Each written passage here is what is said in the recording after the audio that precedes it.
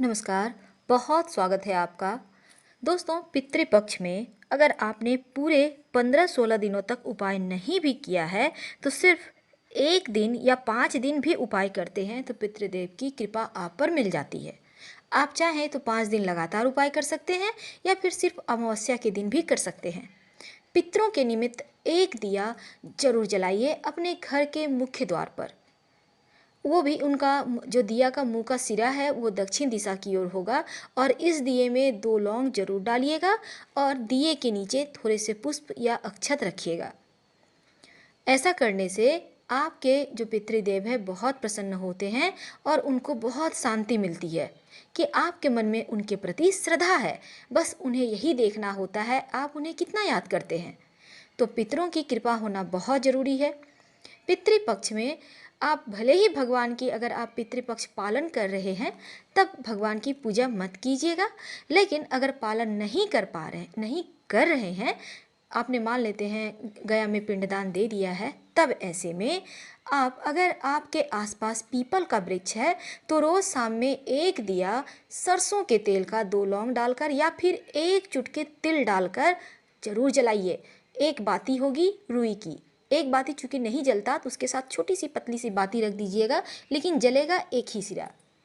और ओम नमो भगवते वासुदेवाय इस मंत्र का जितना ज़्यादा हो जप करें।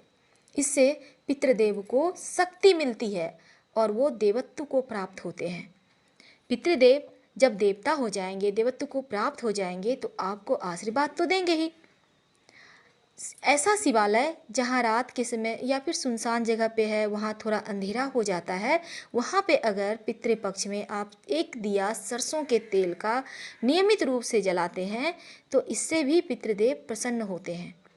देवों के देव महादेव जो पितृदोष भी दूर करते हैं। आपको कुछ समझ में ना आए, जीवन में बहुत परेशानियां हैं, तमाम कार्य पूरे नहीं हो पा रहे हैं, तब ऐसे में 5 प्रकार के फल ले जाकर शिवलिंग के पास अर्पित कर दें और उनसे प्रार्थना करें, प्रभु जीवन में कोई भी दोष हो, संकट हो, उसे दूर करें। इस पितृपक्ष में जरूर आप उपाय कीजिएगा, आपको लाभ होगा। आप चाहें तो पीपल के वृक्ष के नीचे जड़ में भी 1 लोटा जल लें, उसमें 1 चम्मच दूध डालें, 1 चुटकी काला तिल डालें, थोड़ा सा मिश्री डालें, सफ़ेद पुष्प जिसमें कम खुशबू हो ऐसा पुष्प लीजिएगा, ले जाकर पीपल के जड़ में अर्पित करें। पितृदेव बहुत प्रसन्न होंगे और आपके तमाम जो दोष हैं, पितृदोष, राहु केतु परेशान कर रहे हैं, ग्रहण दोष है या फिर काल सर्प दोष है, उनसे भी मुक्ति मिल जाती है। तो पितृदेवों के निमित्त मुख्य द्वार पर दक्षिण दिशा की ओर दीपक जलाएं, संभव हो तो पीपल के नीचे दीपक जलाएं और भी ज़्यादा संभव हो पास में शिवालय हो तो वहाँ भी दीपक जलाएं। एक और महाप्रयोग किया जाता है पितृदोष से मुक्ति पाने के लिए। अभी तक हमने आपको बताया पितृदेवों के मार्ग में रोशनी के लिए, पितृदेवों का आशीर्वाद पाने के लिए आप दीपक कहाँ जलाएं। लेकिन अगर कुंडली में पितृदोष हो, पितृ आपसे नाराज हो, तमाम लक्षण आ रहे हों, तब एक छोटा सा प्रयोग करें। आपको चाहिए एक छोटी सी कटोरी ले लें, छोटी सी कटोरी, आपके पास पूजा में कटोरी होगी, उसमें चावल भर लें। बस ध्यान रखना है कि चावल टूटा फूटा हुआ नहीं होना चाहिए और उस चावल के ऊपर एक छोटा सा जो कपूर है उसकी टिकिया रख दें। छोटी सी कटोरी में चावल लेना है, उसके ऊपर एक कपूर का टिकिया रख दें।